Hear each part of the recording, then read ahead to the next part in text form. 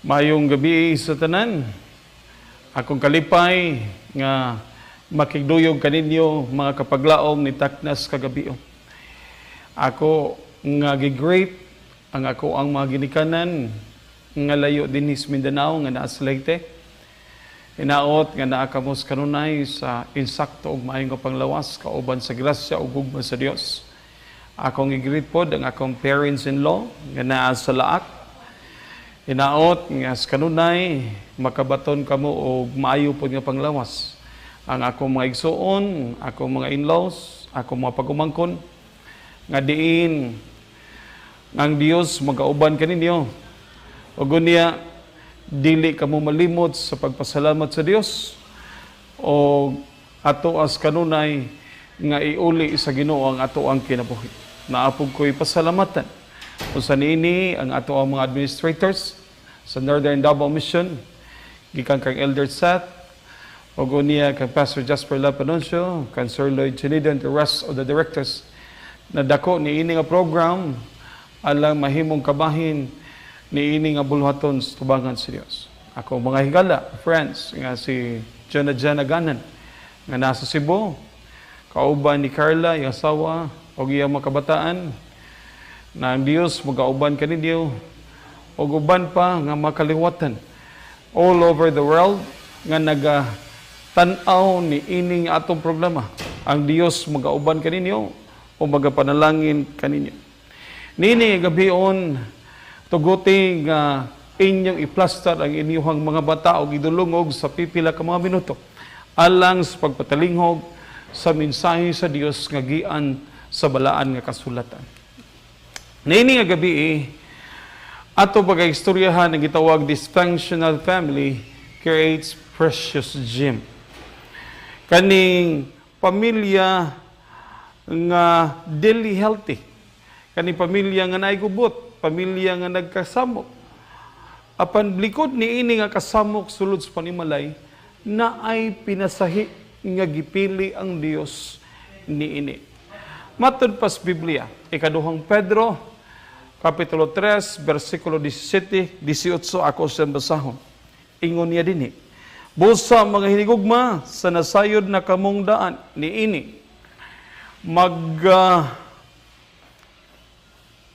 Bantay kamo, base bayag madaldal kamo sa kasaypanan sa mga taong masupilon. O mga hulog kamo, o mawad-an kamo sa inyong kaligon. 18. Apan kinahanglan managtubo hinuon kamo sa grasya o sa kaybalo sa atong Ginoo og manluluwas nga si Hesukristo kaniya ang himaya karon og hangtod sa kahangturan. Nini nga bersikulo naghatod kanato kun unsa ang panawagan sa Ginoo sa matag usa kanato mga kaigsunan, mga kaigilaan, nga tigtanaw o tigpaminaw ni ini ato ang panagsibya. Ato pag-isgutan gitawag dysfunctional at home. Kanabang panimalay nga naay diferensya. Dili matago nga naas blang kasulatan kini si Joseph, though he was born in a religious family, apan wala nagpasabot nga belong o nasakop ang iyang pamilya sa reliyoso o nakaila sa Dios. Wala nagpasabot nga perpekto ay ilang pamilya. Kunon sa man ang nailhan ni Joseph, kung giunsa niya pag-ila ang Ginoo, it all credits to his family. Pagod niya, si Joseph nakaton sa pagpili sa maayong desisyon sa panahon nga lisod sa kinabuhi tungod he was guided by his family. Joseph was abandoned and humiliated, even experienced emotional sorrow or gitawag nga breakdown. Tanan nagian ni Joseph. Physically, he was in pain. Emotionally, naapod, he was confused. But all of these things nga iyang na-experience kinabuhi, he put his trust and his confidence to his God. Because ang iyang amahan, the rest of his family, train him nga makaila o musalig sa Dios. Nabaluta nga si Joseph, ang iyahang pamilya, kagahapon sa pamilya, dili gud baya maayo. Like the life of great-grandfather, ang iyahang lulo, si Abraham. Kita nimo, kung giyon sa pagkumbinsi sa iyahang lula, nga ang iyamahan, makigdulog sa ilahang sulugoon nga si Hagar. O niya sa dihang si Hagar na pregnant na, nanganak na, oy, the conflict arises. Na naday nagsugod problema na sayo dada. O niya, makita po nimo sa nakaluwatan, nga sa Isaac, gilabanan siya. Okay? Isa, o niya si Rebecca, nilaban nga to kang Jacob. Mao ang senaryo sa ilahang panimalay. But they are what? A believers of God. Apan naay diferensya ang ilang unsaman puloyanan. Jacob married to women's nakailata. Si Rachel o si Leah iyang gipangasawa. Unya kini ba yung duha kay suon rivals sugayon. Dili gyud ni sila maguyan. Unya mao ni gipangasawa ni Jacob. Unya ang iyang igsoon nga si Reuben sleep with his what? Stepmother. O gunya si Simeon o ang iyang igsoon nga si Levi gipatay ang mga lalaki dito sa what? Sa town of Sichem. Sa katong ilag ipang murder. Gimasakar nila dito. Added to the issue, the dysfunctions of the family is obvious what? Kaya nga naman, nakita ni kadaghanan nga si Joseph pinasahi kaayo sa ilang amahan. The conflicts and issues of the family are happening, but Joseph learned about faith, love, and trust to his God. Bisa na ani nga klase nga senaryo sulod sa puloyanan. Within the community of the family, within the circle sa ilahang nga puloyanan, apan si Joseph gihapon nakaila sa gugma, iyang gitunol ang iyang pagsalig, ang iyang pagtuo dihas tubangan sa Dios. Look, Abraham, Sarah, Isaac, Jacob, Joseph are credited faithful in the eyes of the Lord. Dili ni sila ma-perfect individual. They are not belong to a perfect family, apan they are recorded in the book of Hebrews chapter 11 nga they are credited in the eyes of God being faithful to Him. Nagitawag na new directions with a heavy heart. Nasayod na kita sa kinabuhi baya yun ni Joseph. Okay? When Joseph was taken out from the well, sa dihang unta, nangita baya iyang tumong, iyang tuyo, mauragin pag-adto siyang igsuon, to bring them food, para nga naas sila yung makaon. He was very excited, nga mudalas pagkaon nito, but the other hand, ang iyang mga igsuon, waday nalipay. Muna nga, gihulog siya dito sa balon. Lalom. Apan lagi sa diha, nga gikuha niya sa balon, he was expecting nga he will be free. Okay? Apan ang resulta, lahi kaayo ang nahitabo mga kaigsunan. Nagtuo siya, nga ilibre siya, tanan, okay na. Apan ang nakabugat mga kaigalaan, gibaligya naman hinuon si Joseph sa iyahang mga igsuon sa mga merchants for what 20 pieces of silver. Og niya na, mga kaigsunan, nahimong kumpleto ang iyang gibati. It was not a happy trip for him. Sakit kayo ang buot, di siya kasabot sa iyang gibati. It is because wa gyud siya nasayod nganong gihimuan siya sa ingon sa iyang mga igsuon. Tawani mo na, ang imong tuyo is to bring food for them para makakaon sila sa ilang mga paghago. Apan ang tuyo sa migsuon is to kill him, pero kay wa man siya gipatay, gibaligya na lang siya sa mga merchants, mga kaigsunan. Tao ni mo dinhi. Okay? O gunya, sa dihang nabaligya na siya, nagyaw-yaw yung maigsuon, nagpalayo taon siya. Gibiyaan niya ang iya maigsuon, tungod kay nga naman, gibaligya siya, nga wa gyud sa nasayod ug unsa ang iyang kalapasan. Samtang naa sa salakyan, he was able to remember niini kung yun sa siya pagtagad sa iyang amahan. How special he is in the presence of his father. Nainomdom siya sa iyang damgo. Nainomdom siya sa magpagkamaayos Ginoo. O gud niya iyang ginumduman nga giitsa siya dito. And now he was traveling away, layo yun kayo. Sa dihang nisakay na siya sa karayahay para nga dad-o na sa lugar nga wa yun siya nasayod. Wa yun siya idea kung asa siya dadon. But what is best about Joseph? Joseph was helpless. He could not do anything. Wa man siya ito'y mahimo. Bugat ang iyang gibati, ang iyang kasing-kasing, grabe yung kayo. Apan, likod ni ining tanan, nga iyang na-experience in the presence of his brother. He turned to his God. Kung yun sa pagtudlo sa amahan, nga maayo ang Ginoo kanila, ang nakanindot niya, kay nihangad siya, nitanaw sa langit, o iyang gisurrender ang iyang kinabuhi diyas Ginoo. Kita kaha, napagkahatay kasing-kasing, nga kaisugon susama kang Joseph.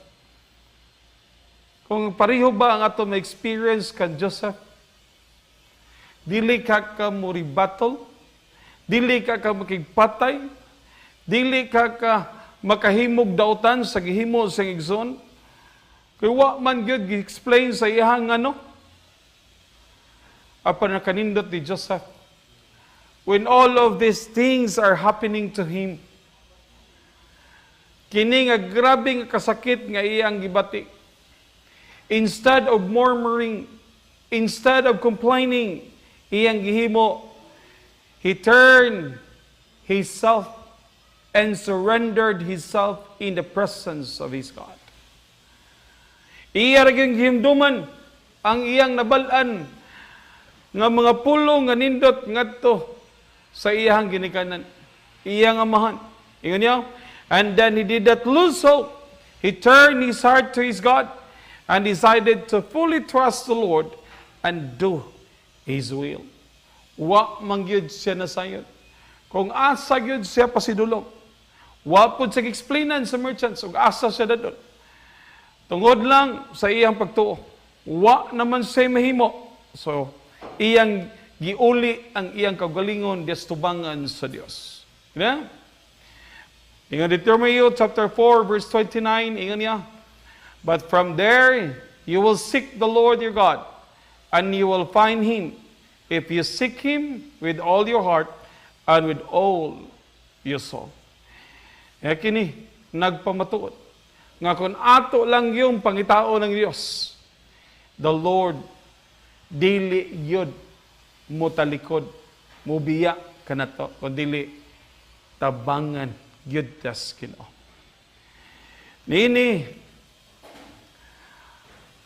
si Joseph, niabot sa lugar, nga wa gyud taon sa kaila. He was very special sa mao nga lugar nga iyang gipuy-an, nga iyang gibiyaan, kaubad sa panimalay. Tinagad, tinahod, inatiman, apan karon niabot sa ka lugar nga wa gyud nakaila niya bisan isa. Okay? Paborito, apan niabot sa lugar nga wa na gyud nakaila. Wa gyud siya nasayod.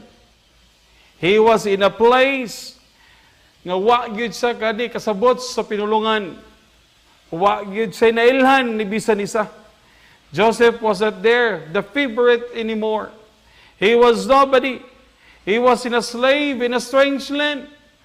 Dito gidala siya kay gipalit man, gidala pud siya dito para himuog sulugon. apan dito silang lugar, posible maglingkod-lingkod na rin si Joseph.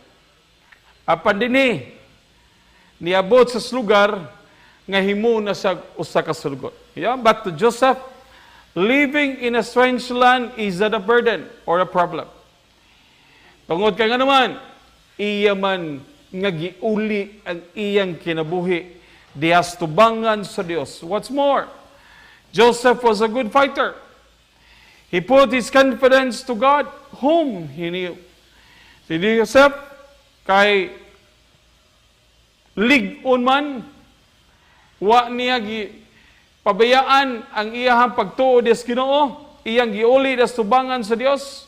Nasa kitawag, self-esteem was not based on what others may think about him. But he considered his self-worth on how God thinks of him. Wala siya naguna-una, kung sa guna-una sa man. But rather, iyang guna-una, nga kung unsay suman, pagtagad sa Dios sa iyahang nga kinabuhi. Kita kaha, mga kaigsunan. When crisis comes, magibugaton nga moabot sa kinabuhi, asa man giangkla nato ang ato ang kumpiyansa. Ato ba gitagaag pagtagad atong kagalingon? O gipabay-an na lang po kaha nato mga kaigsunan. Mo imagine ko, sa diyang ako ni gibasa, though the story of Joseph is very common, bisan pag mga bata, kabalog yung istorya. Apan kung imog i-dig deeper, misalans makadiyot mga igsunan. Sa iya lang experience kinabuhi, pilibya gid sayon. Itaon nimo, gikan sa imong unod, gikan sa imong dugo, nagdumili kanimo, dili na sayon nga pagbati. Gibaligya harap-harapan, naghandom nga dili na kanila makita. Siguro ugubanay pa na. Pingon gid na. Bantay lang, moabot ang panahon, makabalos gid ko ninyo. Apan this one, wala man tayo mabasa sa Biblia, nga gihimo po ni Joseph nga iyahang gibaharan ng iyang maigsoon. Ang iya gihimo, he put his trust, his confidence, and even his faith to the presence of the Lord. Kaya naman, moabot sa kalugar nga wagi na sayod, wagi na kailak sa Joseph. Okay? Gitagaan niya pagtagad ang iyang kagalingon. Ug ubanay pa na gisalikway, nalang karon sa laak, very young at the age of 19 years old. Silingan. Unahan na gyud namo sa balay. Naghikog pastilan. Kay nga naman, kay gitulisok, gikasapan, unsa ba, dili ko maayo. Nga istorya. Naghikog because he thinks nga maogi solution. Probably mao niyang gibati. Posible para matundang ning problema mo ni buhaton. Apan din ni si Joseph, wa gyud na nihimo. Ang crisis kaniabot sa kinabuhi dili gyud sayon. It was a burden, but he knew that his God is bigger than his trials. Dako pa kaysa iya maagian nga problema sa kinabuhi. It is how he deal with it, nakalindot, kay kabalus siya unsa man, muplastar sa iyahang nga problema. Ang uban, nagsalig sa ilahang mga kaptangan. Ang uban, nagsalig sa mga grado nga ilang naabot.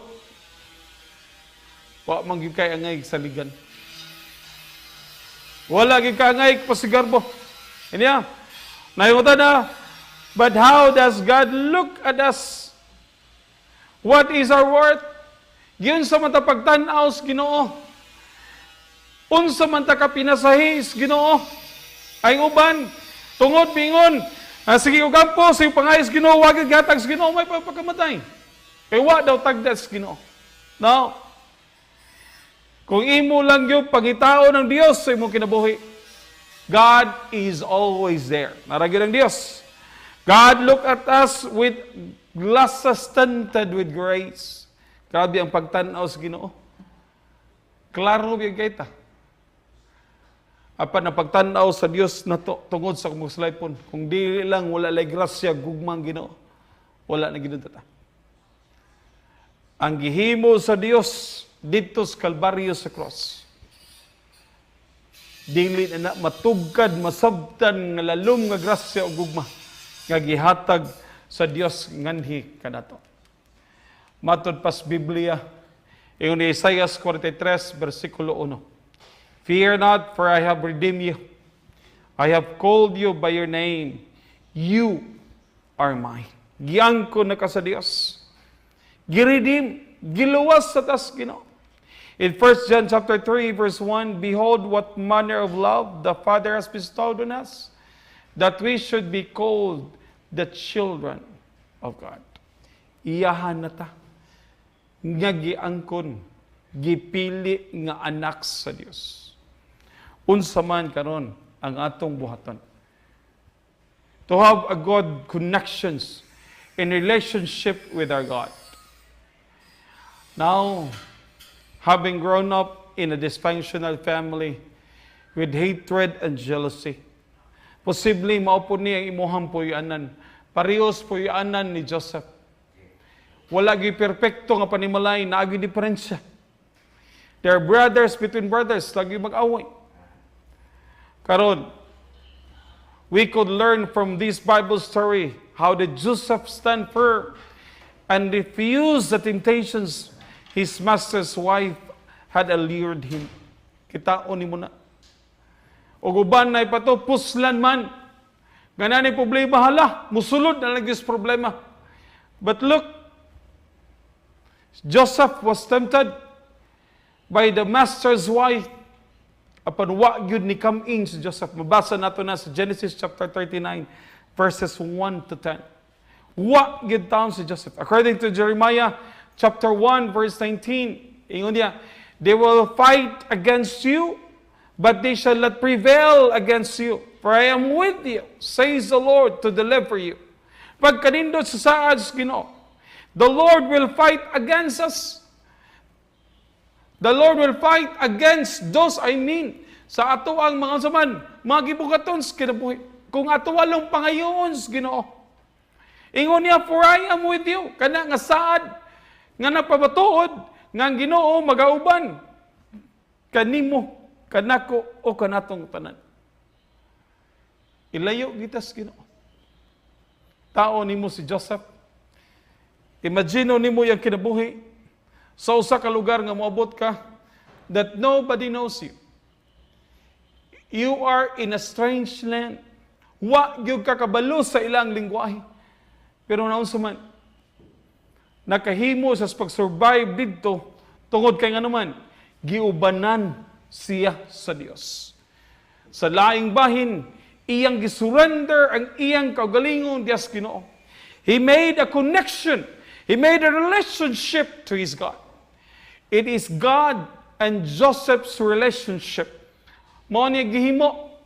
Instead nga magbagulbol si Joseph, instead nga moreklamo si Joseph sa tubangan sa Ginoo, ang iyang gihimo, he made a connection to his God. Nakigduyog siya sa Ginoo while traveling gikan sa lugar nga gipalit sa merchant santos pasidong dito sa lugar nga wa gyud sa nailhan. Iya nga gisurrender ang iyang kaubingon sa tubangan sa Dios. Mo ni ato mga hinumduman, mga kaigsunan. God is in control of our life. Pagkanindot.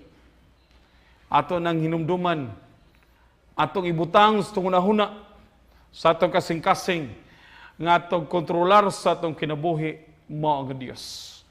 God will intervene in our trying times. Ang Dios mo patunga gyud, mo badlong gyud, nasay buhaton. Kung ang atong kinabuhi moabot man sa grabe nga kalisdanan. God will never leave us pagkanindot sa Ginoo. Ingon niya, I will be with you. Yeah? And deliver you from any burdens and circumstances. Ano niya? When we are faithful in serving Him, di tabihan sa Dios. Ang iyan saad, magauban siya, labi nagmagmatinuman nun, tas pagserbisyo, das tubangan sa Ginoo. If we are God's faithful servant, others will be affected or will be influenced. Kung nakita sa uban, nga matinumanon ka, nagbuhat ka sa kabubuton sa Dios, then, ang uban maapektuhan tungod sa iyong pagkamayo. O ang uban maimpluensyuhan, makasusubo, mga kaigsunan, na ay mga lugar dinhi, ngayon say, magpasigarbo pa, malipay pa musulti, mingon, Adventist ko, pastor, dugay na kong Adventist din pero wa ginasayod nga Adventista ko. Sa ilahang gibati, nalipay sila, but it is a burden to God's presence. Atong ipakita that people will know, nga kita di ay lahi kay sauban, that our actions will influence others. That our actions will affect others to know Christ deeper. Makaila sila. Pareho kang Joseph. He ran away from the master's wife. Nakita dito sa iyang gitrabuhan nga he can be trusted. He is a good servant. He is fair. He is just. Sa tanan niyang makaubanan. Mo nang nakita sa Dios. Tungod kay maayos siya, the Lord works with him. You know? If we are faithful in obeying God's command, people will trust us. Kung nakita nga masaligan ta, then other people will give His trust and confidence to us as well. And we know how the Lord blessed Joseph. Nasayod kita. Kung giyon sa pagpanalangin sa Dios, si Joseph in the land of Egypt, kung giyon sa Dios, pakigduyog kaniya. Okay? He treated everyone in Potiphar's house with love, kindness, and loyalty. And even he was very fair to them. The great controversy, ang dako ang problema, dito biya sa lugar nga din si Joseph gidala. Joseph could be put to death on the spot. Sa diyang nireklamo ang asawa ni Potiphar. Nga naay gihimo si Joseph. Pwede na bigya unta gyud siya patyon. But Potiphar, take note this one. But Potiphar obviously didn't believe his wife. But he needed to protect his reputation by taking action. So he put Joseph into prison. Pwede bigyan si Joseph patyon dito. Apan tungod kay nakita ni Potiphar how good Joseph is, how loyal he is, how faithful he is in his work. Nakita na ni Potiphar. Para lang yun, maprotektahan ang iyang reputasyon, ang iyang gihibo, iyan na lang gipapriso si Joseph. According to Genesis chapter 39 verse 2, the Lord was with Joseph and showed him mercy. The Bible is very clear. The Bible is telling nga naagyod siya nagtan-aw kang Joseph kauban sa iyang kaluoy. And he gave him favor in the sight of the keeper of the prison. Gitagaan siya pabor sa Dios sa magbalantay sa prisuhan mao nang unsaman nakagawas siya. Nasayod ta kunon say dagan sa kinabuhi ni Joseph. In spite of Joseph's situation, he still trusted God and followed his principles. Kitawon po na, gikan sa pagbiay sa maigsoon, gikan sa pagbaligya, kung unsa kagihimo sa maigsoon. Unya, nakaabot siya dito sa panimalay ni Potiphar. Nagtrabaho sa ginsakto, maayog kayang gihimo. But he was accused that he was innocent. Pwede na gid po unta sa mo reklamo sa Ginoo. Apan, wala niniyag himo. It is because he anchored and cling his confidence and trust to his God. Mo lang ginigihimo ni Joseph. Mo nang nakita sa Ginoo. Mo nang gitagaan niyang pabor si Joseph. Kung kaya naman, God sees how faithful he is in the presence of God. When we say prison, dili gyud na sayon. You are in a danger zone. Balon mo kita, na priso, dili gud na basta sayon mga kaigsunan. We have to think about this one. The Lord was gracious to Joseph. Kung ang Diyos gracious man ka Joseph, there is no question that the Lord will be gracious to you and even to me. Joseph had peace in the midst of the storm. Grabe ang bagyo na agian ni Joseph sa kinabuhi. Apan tungod man kay gikuyugan siya sa Dios. Giubanan man siya sa Ginoo. He was able to survive. We need to be like Joseph, who can stand no matter what he experienced from his brothers and masters one. Grabe ning ehemplo, dili sa yon. He was able to experience physical pain. He was able to experience emotional pain. Apan nagbarog sa malig-on, diyas tubangan sa Dios. Iyang advice, ang atong advice dinhi. Kikinahanglan mo kapot tag malig-on sa atong maluluwas bisan unsa nga circumstances kinabuhi. Dili nato we need to put our confidence to our Maker. We don't need to put our confidence to ourselves. Kinahanglan atong ibutang atong kumpiyansa dadtos to maluluwas na mali niyang lying nga nadin. We need to put our confidence to our Maker. Sa katapusan, according ni Mrs. White, sa Adventist Home, chapter 1, page 19, iyon niya. The home that is beautified by love, sympathy, and tenderness is a place that angels love to visit and where God is glorified. Mauning handom sa atong Dios nga atong panimalay, wala gid sa the beauty of your house. Wala kayon kung millions man imong balay gunsa. Apan ang gipangita nga beauty sa atong panimalay na ani gugma, naay kaluoy, naay pagtagad nga ang atong anghel mahigugmas pagbisita og ang Dios may mahimaya. The influence of a careful guarded Christian's home in the years of a childhood and youth is the surest safeguard against the corruptions of the world. Kaning impluensyas pagtagad nga Kristohanong pamilya nga nagatiman sa mga kabataan gitudluan kay kini aron sa ilang paggawas sa korupsyon sa kalibutanon nga mabutang, they can stand like Joseph.